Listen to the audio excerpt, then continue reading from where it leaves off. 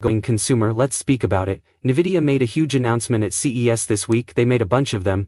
One of them that was very interesting was this $3,000 personal AI computer for researchers. It's named Project Digits, and it's essentially like maybe Arduino would be a way to view at this like a personal device, but it's strong enough to run LLMs on. They're also going after physical AI, like robotics and self-driving. As we said here on the award event, a lot of folks on the panel were saying this year will be the year of robotics. And they stated that they're going to have driver assistant chips and maybe develop worlds for people to simulate, which, net, at the end of the day, I think Freeberg puts them on second. It would put autonomous partners on second or third base in terms of generating technology by implementing it into the chips and onto their stack. I don't have much of an opinion on that, to be honest. Similar to what I stated on the prediction show, Waymo and Tesla will dominate this market, in my opinion. Additionally, I believe it will push traditional vehicle OEMs to undergo a lot of consolidation. The intriguing thing, in my opinion, is that they really went all out and built a respectable robotics test bench. That struck me as being rather intriguing. So in terms of the long-term future, I believe that supports what many intelligent people have said, including what Freeberg and Gavin also discussed. That was cool in my opinion for robots. The low-end PC confused me a little. What the point of that is I do not comprehend. I suppose it creates a crazy deep-in market where you can purchase a GPU, then use it to contribute to a distributed network and let certain distributed workloads run on it. It's a toy, a hobbyist contraption, that functions similarly like a bridge, in my opinion. And we frequently see this in the field of technology, where some people build things like the initial PCs, which, let's face it, were more like toys and hobbyist gadgets, Arduinos, and the first drones. Yes, I suppose the purpose of the toy is to do what? Because everything tells us that we are approaching the boundaries of training when you try to do inference. However, that is an LLX. Yes, but the point is that it's not. Let me begin. Yes, indeed. Thus there are two types of AI in the modern world: inference and training. And as of right now, we believe that certain training has reached its limit. The market is currently moving towards inference. For what purpose will you utilize this modified personal computer if you decide to purchase it? I suspect a test-time compute use case, which is a use case for inference. However, it's unclear to me why that's a better option than all of the AI accelerators and tensors that are currently widely being made public, whether it's Amazon disclosing their activities, Google disclosing their activities, or a long list of startups declaring their activities. I was simply perplexed. I'm not really sure what the point is. Freeberg, what are your thoughts on this? If the market develops as they believe, the robotics issue was intriguing. Therefore, Freeberg, we may be discussing 2 or 3 distinct things here. Which of these two, the $3,000 desktop GPU that you connect to your PC and use to play locally, do you find most intriguing? Is that encouraging in your opinion? If you were to guess, where would that go? We've discussed machine vision models, graph neural nets and other technologies that are used for weather forecasting, so I believe the wager he's making is that it's not simply LLMs that are predicting text. Genome language models of this type are now being developed in an effort to forecast genomic output for biotech applications. Additionally, there will be robotic response and real-time machine vision. For example, at Ohalo, we are working on this project and attempting to determine the best runtime environment for these kinds of systems that will use robotic response systems and machine vision. Additionally, a large number of these industrial uses are developing. Imagine operating a robot in a warehouse.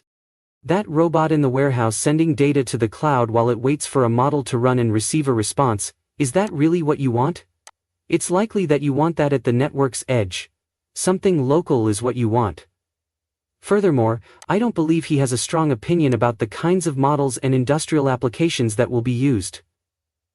Hush Money strapped his smart monocle over his forehead. His wager, however, is that the models are sufficiently good, and that the chips are now sufficiently good to be able to use machine vision to realize real-time responses using real-time input, and then react rapidly with a local model running, whatever that model is, to drive some output in the industrial setting, and that there will be a lot of these kinds of applications, whether they are for developing new research models, operating robots in warehouses, or generating predictions for biotech research. Alternatively, this PC might be strapped to the rear of a car, tractor, lawnmower, humanoid robot, or any other type of device. Thus, I believe that Freeberg. Explain to the audience the advantages of having the computer at the edge. For those who might not be aware, it's more faster to run the model locally if you're ingesting a lot of data and then need to run a lot of data in a model. I.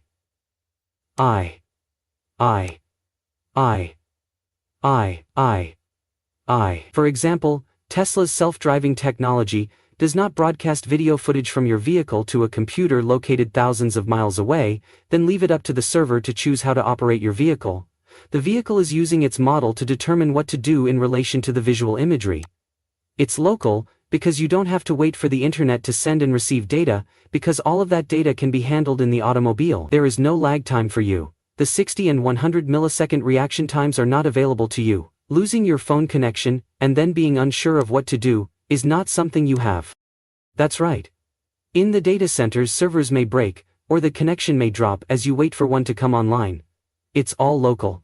Therefore you don't need to be an expert in hardware if you strap this Nvidia computer, which is just plug and play. It can be used to run research applications locally, or strapped onto the back of a humanoid robot. Whether it replaces the Apple, Macintosh Pro, Studio Gadget or something else entirely, I believe there will be some pretty intriguing use cases. Yes, a Mac Mini 4. However, many have noted that the $3,000 price tag of the Mac Mini 4 actually eliminates many Macs from the market. It's insane. Simply put, I am unable to use an operating system in the conventional sense. Sam? I recall that when you and I first began investing in companies, two of the main motivators were free storage, free bandwidth, and cloud computing, which greatly aided in the capacity to launch a product efficiently and rapidly, among other things. What effect will AI have on the numerous startups that are starting to emerge in 2024 and 2025? Examine your crystal ball, and predict how they will expand their footprint. How will the startup scene be accelerated by this? In fact, I believe that there will be a Cambrian boom in the invention and development of various things. And while some of them will be brilliant ideas, others will be dumb ones. However, I believe it will make our work increasingly difficult, particularly when we are just starting out with investments. There will simply be a lot of people with identical ideas at the same time, who can execute swiftly, and do things at hitherto unattainable speeds. And it will get increasingly difficult, you know. Yes. Additionally, I've been considering whether or not you invest in rival companies, which is something I never did before. Do you wager on an index, a whole category, or something else that interests you? What's the strategy at seed and pre-seed, you know? Because when I have an idea I think, wow, that's really cool.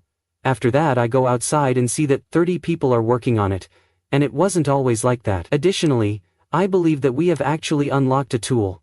It provides people the opportunity to do things that would have been prohibitively expensive, or makes them believe, gosh, I could be an entrepreneur and I can try this and I could do this. As a result, I'm witnessing folks do a variety of things. #Summit. Some of the AI stuff is merely a feature for entrepreneurs. Right now it's just table stakes. It's essentially a conversation or something and it doesn't really matter. However, you can see that individuals are reimagining games and even your kitchen appliances, among other things. Therefore, I do believe that it will be really challenging. Additionally, I frequently start hype cycles. If you persevere, my personal hype cycle could come true. Though it takes a long time, I therefore made investments in power and compute lithography, which are essentially the foundations of all of this. Until it begins to stabilize.